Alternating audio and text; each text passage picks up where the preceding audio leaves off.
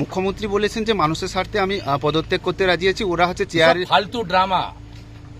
মুখ্যমন্ত্রী পদত্যাগ করবে, ওই জন্য কালীঘাট থেকে নন্দীগ্রামে লড়তে এসেছিল, আবার হেরে গিয়ে তারপরে শোভনদেব চ্যাটার্জিকে জ্যান্ত লোককে পদত্যাগ করিয়ে মুখ্যমন্ত্রী হয়েছে পিছনের দরজা দিয়ে। এই মুখ্যমন্ত্রী পদত্যাগ করবে বলছে ওরা বিচার চায় না, ওরা ছায়াকে বিশ্বাস করে না। এই মুখ্যমন্ত্রী পদত্যাগ করবে। নিজে যখন মিটিং করে লাইভ স্ট্রিম করে ইমেজ বিল্ড আপের জন্য, আর ডাক্তার জুনিয়র ডাক্তারদের সঙ্গে লাইভ স্ট্রিম করে মিটিং করতে আপত্তিটা কোথায় ওনার?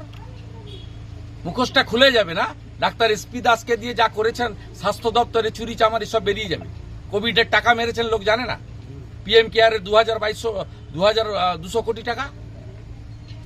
আপনার এক্স সিএস রাজীব সিনহা, মহুয়া ব্যানার্জিরা কি চুরি করেছে আমার কাছে সব কাগজ আছে।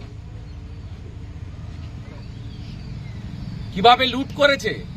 আপনার যিনি ভাইপো আছে তার শালিকার নাম মানেকা গম্ভীর, তার স্বামীর নাম অঙ্কুশ অরোরা। ওদের ফ্যামিলির 5টা কোম্পানি মেডিকেলে সাপ্লাই করে। পবন অরোরার কোম্পানি, অঙ্কুশ অরোরা, প্রেমা অরোরা। আমার কাছে কাগজ আছে, সমস্ত মেডিকেলে সাপ্লাই দেয়। মুখোশটা খুলে যাবে।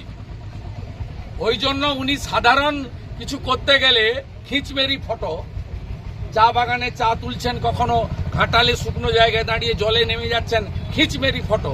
আর এখানে লাইভ স্ট্রিমিং করতে আপত্তি। দাদা রাজ্যপাল বলেছেন যে অনুষ্ঠান থেকে বয়কট করেছে।